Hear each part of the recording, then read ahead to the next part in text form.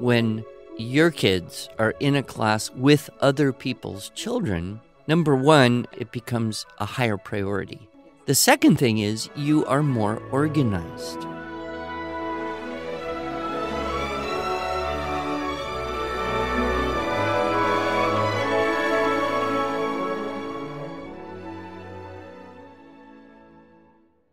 Hello, and welcome to the Arts of Language podcast with Andrew Poudois, founder of the Institute for Excellence in Writing, or as many like to say, IEW.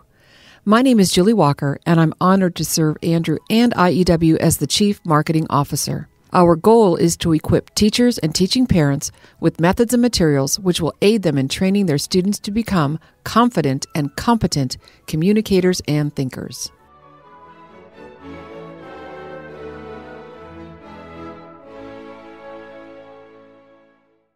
So, Andrew, part 2 of the 3 or 4 best things I did as a homeschool dad. Here we go. Part 2. Part 2, right. Sure.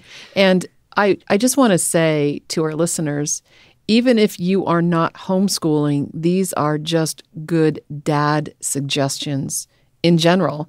The first one, Andrew, that you mentioned was the value of reading out loud. Yeah, and anyone can do that, whether their kids are homeschooled or Right. hybrid school or in school or not in school or traveling the world, whatever your situation is. You Right. just make priority, carve the time out, probably in the evenings, but not necessarily. Right.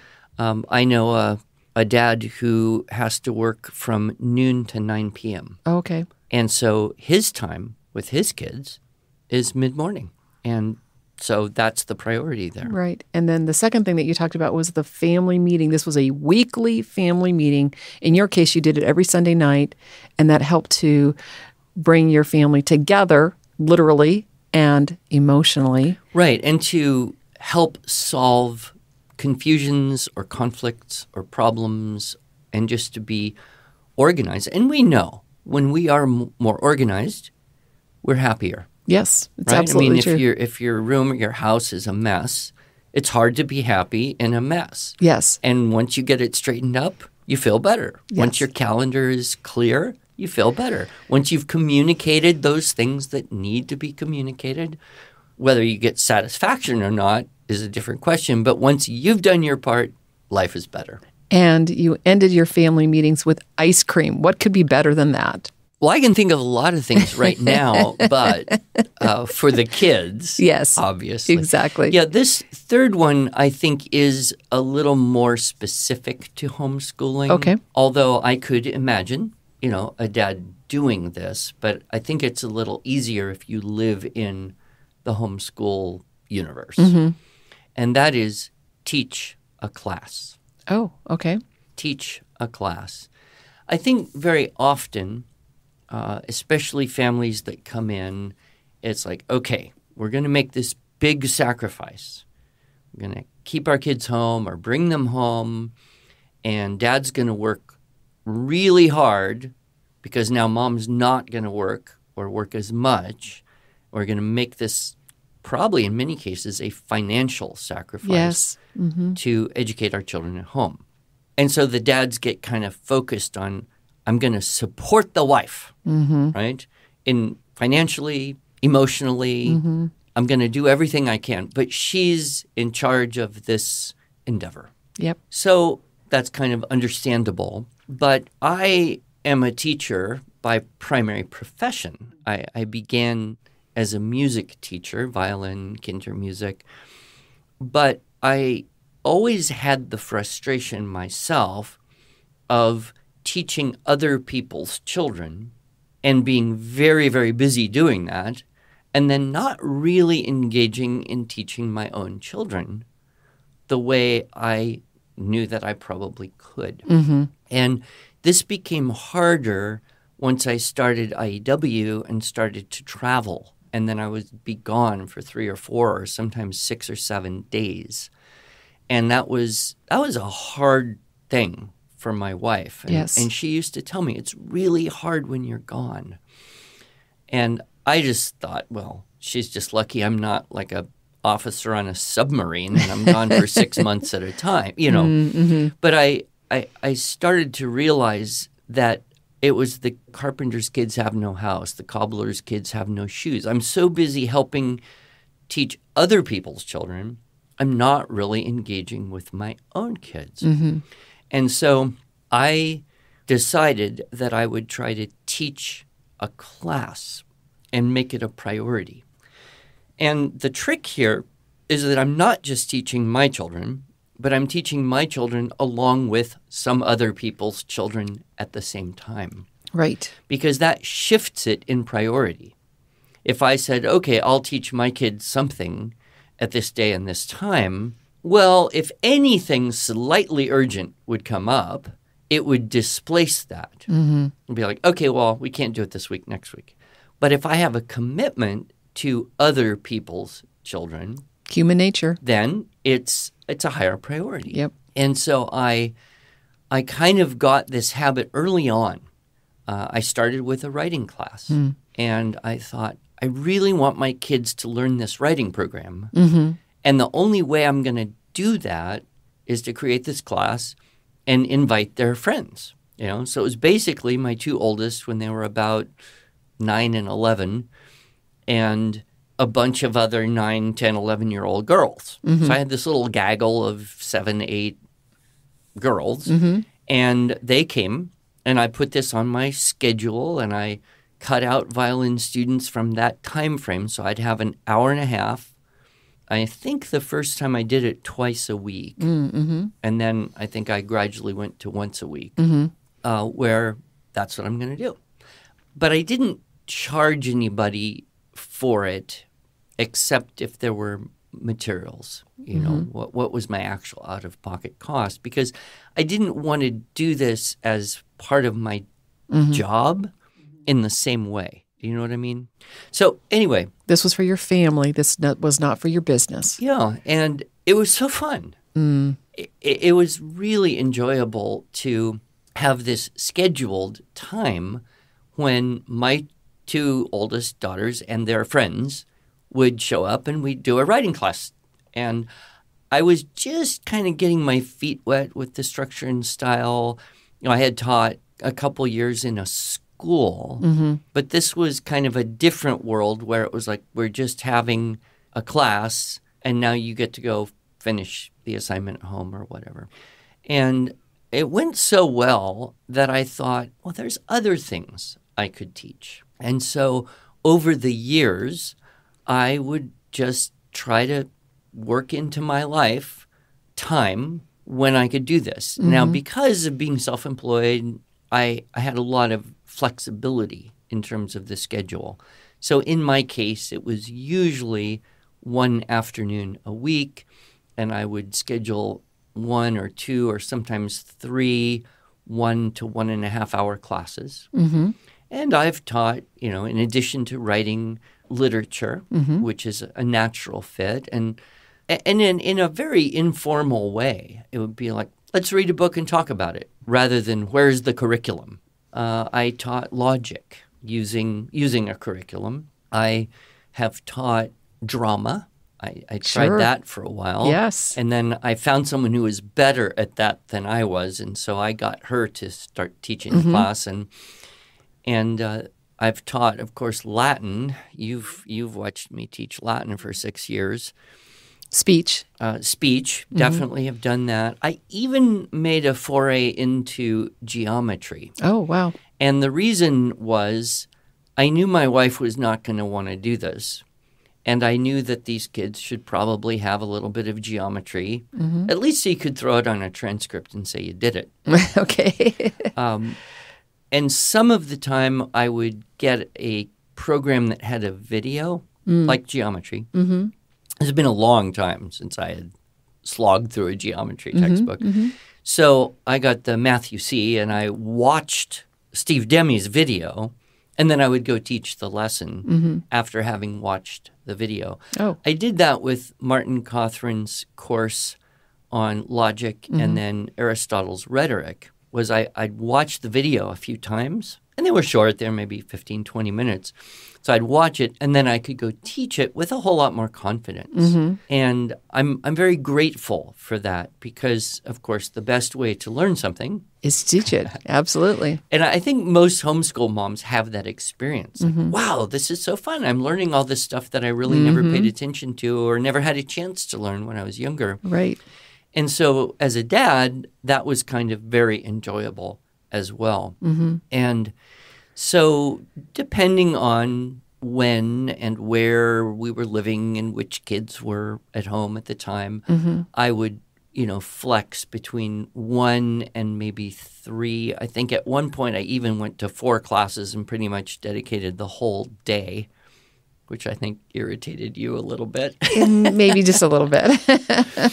But my attitude was kind of like, I need to do this before these kids grow up and they're all gone. Exactly. Yep. The things I learned from teaching classes, and by the way, I would mention it doesn't have to be during the, quote, school day. Right. It can be in the late afternoon. It could be in the evening. Right. We have a coworker who taught robotics in the evening to a group of kids, computer programming. Yeah. It's perfect. Yep. So, and with homeschooling, if you want to steal some time from one place and give it to another, the kids have a class from 7:30 to 9 in the evening, probably, teenagers are close to it. Right. Well, then they can have some free time some other part of the day or sleep in or with homeschooling, it's not like you have to start at 9 and finish at 3:30 like a normal kind of school day. I mean, we've never had that attitude. It's like do what you can when you can and flex on the time. So evening can happen. Weekends, you could even do something. And so my advice to dads is don't necessarily try to do an academic subject unless you want to. Instead, find something that you either know about and love or something that you want to learn. Exactly. Yep. I didn't know any Latin when I started to teach it. I certainly had never read Aristotle's Rhetoric, but I thought, hey, there's the book, there's the guide, there's the video. I can do this, and maybe I'm only 2 steps ahead of these kids, but we will all learn something. Sure. I'm not going to be the best teacher of this in the world, but I'm the best one available. And if I don't do it, who else will? Right. And so I've encouraged, several dads to do this. I remember one man in particular, incredible artist, sculptor, blacksmith. This man, his artistic ability is so far beyond anyone I have ever met. It seems to me supernatural. Like, how could a human being be like this? Like Da Vinci or Michelangelo. That's where he is in my level of esteem. Well, I said, okay, you should teach art to this little group of homeschool kids that I've got going here. And he's, I'm really busy here. Sure. I said, any time. It can be, an hour, hour and a half. I think hour and a half is a little better just because then you aren't rushed. You have time for a couple jokes. That's very important. Yes. But we could do this anytime. I know these kids would come. So if you want to do it on a Thursday night at 7 o'clock, they'll be there. If you want to do it on a Saturday morning, they'll be there. But I beg you, because I can't do this. I can't even draw stick people. And I would love for my children and other people's children to be able to connect with your incredible love for the visual arts here. Well, and I think that right there is super important, is that whoever is teaching, whatever you're teaching, it is better if you love it because it comes out. And maybe you don't necessarily love Latin, I don't know, but maybe you learn to love it, but you're loving the kids and they can tell. Yeah. And those are the two things. If you love the students and you love the thing, either one of them will help you be successful. And ultimately, you may love both. Right. So did he ever teach a class? He did. Oh, and that's so wonderful. He was planning to do it for one semester's worth. Mm-hmm. And at the end, he said, I am having such a great time. Oh, that's amazing. Could we keep going? I said, absolutely. Right. Yes, keep going.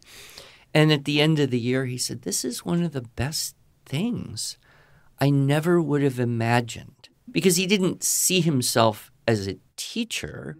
And most of his work, he's pretty alone in terms of working on a sculpture. It's a pretty lonely business. And you can work on a stone sculpture for a very long time. He's actually said to me a few times over the years, that was one of the best things. I love doing that. And were any of his kids in his class? Yes. Oh, good. Yeah. And that's another thing I've noticed is that when your kids are in a class with other people's children, number one, as I mentioned, it becomes a higher priority. Yes. Because you have that accountability, and it's a lot harder to just cancel, right? Mm-hmm.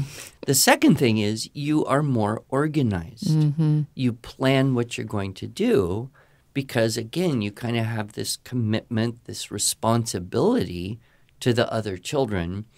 It's harder to say, I'll just wing it, right? And then the third thing is you end up being a little nicer. Yes. With your own children, it's easy to get impatient. Mm-hmm. Like, in your mind, you're like, how come you can't get this? Mm-hmm. But with other people's children, I think, at least I know, I'm more patient.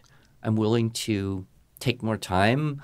I'll try a different way of showing or explaining or doing something, and I'll be smiling, and I'll tell jokes, and I'm not as likely to be as pleasant or patient when it's just my kids. Mm-hmm. And there's something about having a little bit larger group that I find very engaging. If it's just two kids, your two kids, it's hard to kind of get a good conversation going. But if you've got, I would say somewhere between 6 and 12, then you've got more brains contributing, more imaginations at work, more good questions will come up, and everyone benefits from that. Great. So do we have time for the maybe fourth suggestion? Well, I suppose. The fourth one is maybe because I don't know that this would be important in every family's situation.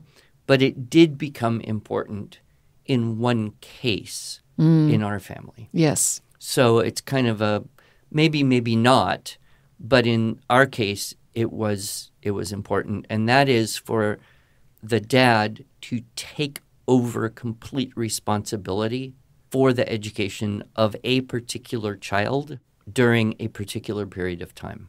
And in our case, it was middle kid, 12 years old, worst point of obnoxious, hormone zapped out, arguing with mom all the time. Mm-hmm. And you know that this is kind of getting to be a crisis level when you're having repeated evil conversations like, we need to put this kid in a school. She's driving me crazy. I can't get anything done. All we do is argue, and I don't know what to do about it. So this happened, and I was contemplating, what do we do? Right. Yeah, we could put her in a school, but that adds a level of complexity to life. If you have one child and you're trying to get back and forth from a school, and then is there a good school that you're happy with? And then how's that going to affect the family dynamic? And so, I have put a couple kids in school for short periods of time, but this was not a case where I thought that was a good option. So I basically pondered and thought, and I came up with a plan, and I said, okay, sweetie, your life is going to change radically. Because at that point, her life was it went like this. She would get up in the morning whenever she wanted to, troll around the kitchen for an hour trying to eat and do whatever, have a schoolwork checklist, do everything on that checklist and be totally done in an hour or an hour and a half, and then just spend the rest of the day irritating everyone in the house. And that was her life. And if you go to her and say, the quality of your work is not that great. She goes, I'm doing the best I can. How am I supposed to do any better than the best I can do? Or, well, you finished in an hour and a half. Maybe we should add a few things. I'm doing everything I have to do, and that's just not fair to make me do more than I have to do, right? So you're, okay, where do you even go with that? So I took her aside after I had developed my plan. I said, okay, we're going to make some rules here because, quite honestly, if things don't change, we're going to send you to Timbuktu. Where is Timbuktu? It's, I believe, in the Sahara Desert. Okay. But, obviously, it's an expression. Yes, but, yes. The first thing I said is, you are accountable to me personally for all your schoolwork. The second rule is, and this is how severe the situation was, you are not allowed to speak to your mother until noon, Monday through Friday. Of course, she's like, but what if I have a problem? I said, well, number one, you can ask me. If I am not available, you can write her a note. But if you talk to her, it's $1 a word, right? And I own your bank account. And then I needed to come up with a situation where she could do things independently. So I stripped down pretty much the whole idea of curriculum. And I said, your job is to study 4 hours a day. That's your job. Within that, I really don't care a whole lot what you study, but that's your job, is to study 4 hours a day. And I gave her this piece of paper that my very first real boss, like when I got my first real job, not McDonald's or a pet store, but when I had a job where I had to get things done, and it was a full-time work, responsibilities, working in an organization, she gave me this thing. So it's a piece of paper that has a blank space for every 15-minute slot of the day from, in that case, it was from 7 in the morning until 10 at night. And I had to fill in every 15-minute block with what I was doing. Right. It was painful. It was eye-opening. It was awful, but it was good. And, you know, of the whole couple years I worked there, this is a nonprofit organization. I was kind of like a volunteer, but it was a full-time thing. I look back and think, that was one of the most powerful parts of that experience. Right. There is a book called The One Life Solution that I've read, actually part of my MBA program, and included in that is something called a time audit. And the author of the book doesn't recommend that you do it for 2 years, Andrew, but at least for 2 weeks so that you can see how much time you're doing. So I think a time audit is good for everyone at some point in their life to kind of look at and see what they're doing. Well, I created this forum. And I said, you have to do this. Record every 15 minutes of what you're doing until you have accomplished 4 hours of cumulative study. And then here's the things you can study. Now, we had a math program that would usually take her 20 to 30 minutes. That was going pretty well. And then I basically said, we're not doing textbooks. We're not doing tests. This is the way this is going to work. I want you to study a person every day. And I want you to study a part of the body every day. I thought, okay, 12 years old, you know, anatomy. And people are interesting because they have a narrative. They're also connected with history. So together we made a list of a couple dozen people that she thought or I thought would be interesting to learn about. I put them in chronological order. And I basically said, start with the first person on this list. You can study this person for 5 minutes, 15 minutes, 5 hours, 5 days, 5 weeks, 5 months, 5 years. I don't care. You can spend the rest of your childhood studying one person if that's what you want. And we have a great library. We have a set of encyclopedias. We have limited internet access. And I will commit to going to the library with you and getting books. So you start with this first person.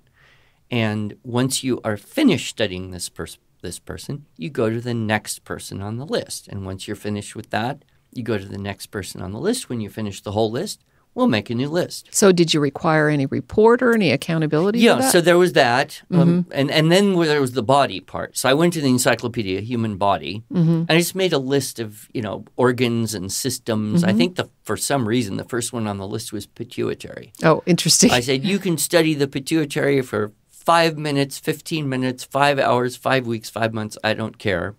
And when you're finished, go to the next thing. And you have to write a paragraph. Now, fortunately, by 12 years old, this kid could write pretty well because, here we are. that was my business. And you have to write a paragraph about what you learned about the person, a summary. And you have to write a paragraph about what you learned about the body part, a summary. So every day you have to fax me. And I put a fax machine in her bedroom. Wow. With the phone cord cut off. And it was this fax that goes into my computer. So wherever I am in the world, I'm going to get this fax from her every day with 2 paragraphs and a time log. And then I had a little form that had her, basically she could write whatever she wanted about her attitude or how she was feeling or any frustration, some way to communicate with me. And then she said, well, what about reading books? I said, good point. We made a list of books. I said, these books will qualify as study. If you read a different book, that's on your own time. And if you want to petition me to add a particular book to this list of books that qualify as study, we can have that conversation. But this is really all I care about. Is, you learning to study. Curriculum, other than that, was not important to me at all at this particular point in time. Sure. Right? And it was absolutely transformative. I mean, it was revolutionary. First of all, my wife did not send her off to Timbuktu. Right. And it was as though, when girls get to be a certain age, they just need a little bit of space from their mothers. And this really helped a lot because she didn't talk to her mother, except I think after a while she kind of cheated, but things were improved. So we had changed the context of communication. And there were lots of little insights. I remember calling home one time and talking to her. I was on the road, and I said, how's it going? She goes, Dad, I realized something today. I said, what did you realize? She said, I realized I spent 1 hour and 45 minutes eating snacks. Wow. Those Visa commercials? Yes. Priceless. Yes, exactly. That was one of those moments. Yes. You could nag her and say, you're always in the kitchen, you're always eating, But for her to realize that. And I feel like this whole system lasted about 1.5 years. I suppose I could go look in my files somewhere and look at the faxes and see when they ended. I feel like this whole system lasted maybe about 1.5 years. And of course, she got through the worst of being 12, 13. But I'll tell you, by 15, this child was the most self-directed, internally motivated of all the kids. And it was she had that freedom to pursue what was most interesting. She, did then get kind of a high school curriculum so that we could create a transcript if needed and all that. But by the age of 15, you look at her and think, wow, she uses her time very well. Wow. She's pretty much always engaged in learning something. And, by that time, very little direction was needed. It was more like a support. She'd be like, I want to learn about this. Okay, let's help you do that rather than you have to do this. Yep. So, that was one of the 7 children and one circumstance and one situation. But I look back on that and say, I'm grateful that I was inspired with this particular strategy. Yep. And just to finish up, this particular daughter decided that she wanted to get married at 18. Okay. And I said to her, I had a little conversation. I said, I am not opposed to young marriage. I see a lot of benefits. I really love your potential husband.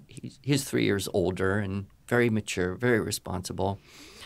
But if you do get married, there's a good chance that you will have kids sooner. You may not have the same opportunity to go to college as some of your older sisters. Are you thinking about that? Are you okay with that? And she said to me, Daddy, you taught me how to learn anything I want to learn. So why would I waste my time and your money going to college? Which, in her situation, that was appropriate. She didn't have a particular aspiration to, be a doctor like one of my other children or to go away. She wanted to start adult life in this way. Sure. But I think her awareness, and to this day, I think she's the one that if any of the kids have a question about something, they'll probably ask her. And if she doesn't already know, she'll quickly figure it out and they'll have a conversation. So she kind of has this role among the adult girls of being kind of a focal point for information. I love that. And she gets still so excited about the things she's learning. So anyway, that may or may not be something a dad needs to do. Right. But I think if we were to look back, my wife would say, that saved me in a lot of ways. And we're out of time. I just want to add one little thing to what you said, Andrew, because my husband is a math guy and he did math with my boys. So that even just taking that one subject really helped. So, well, thank you, Andrew. I know that the dads that are listening, perhaps there are a few, will. Or there might be some dads who hear it after the moms who've heard it suggest that their husbands listen. But I will say to those dads, happy Father's Day. Thank you for what you are doing to instill goodness and virtue in the lives of your children. Thank you, Andrew. Thank you, Julie.